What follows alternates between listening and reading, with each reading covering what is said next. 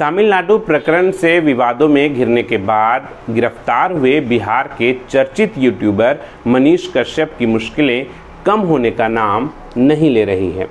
Media reports के मुताबिक पहले 3 दर्ज मामले के बाद महात्मा गांधी को लेकर एक वीडियो मामले में बिहार की आर्थिक अपराध इकाई ने मनीष कश्यप के खिलाफ चौथा मामला बीते सोमवार को दर्ज किया है।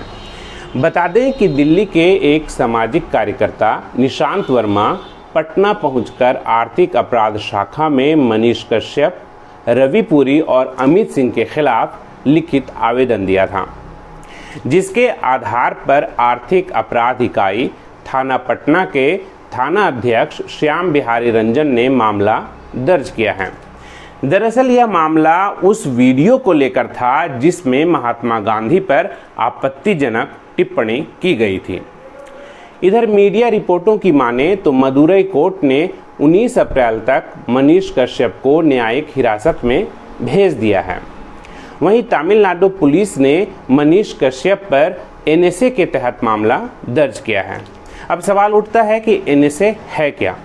तो आइए जानते हैं कि आखिर एनएसए होता क्या है। 1980 में देश की सुरक्षा के लिहाज से सरकार को ज़्यादा शक्ति देने के उद्देश्य से बनाया गया नेशनल सिक्योरिटी एक्ट यानी एनएसए एक ऐसा कानून है जिसके तहत अगर सरकार को यह लगे कि कोई व्यक्ति की वजह से देश की सुरक्षा और सद्भाव के लिए खतरा हो सकता है तो ऐसे में उस शख्स को नेशनल सिक्योरिटी एक्ट के तहत हिरासत में लिया जा सकता है।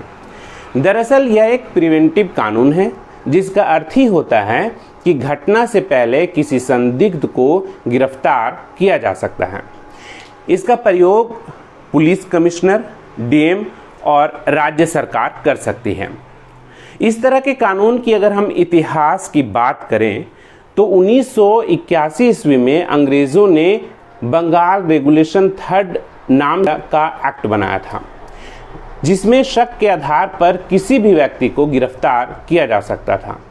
इसके बाद 1919 ईस्वी में रॉलेट एक्ट बनाया गया, जिसके तहत जिसे भी हिरासत में लिया जाता वह व्यक्ति अदालत भी नहीं जा सकता था। इसी कानून को भारतीयों ने काला कानून कहा और इसी के विरोध में 13 अप्रैल 1919 ईस्वी को अमृतसर के जालियांवाला बाग में इकट्ठा हुए भारतीयों पर अंग्रेज़ों ने बर्बरता दिखाई और खौफनाक जालियांवाला बाग हत्याकांड को अंजाम दिया। आज़ादी के बाद देश के पहले प्रधानमंत्री पंडित जवाहरलाल नेहरू की सरकार में प्रिवेंटिव डिटेंशन एक्ट 1950 ईस्वी में लाया गया, जिसकी अवधि 31 दिसंबर 1969 को समाप्त हो गई।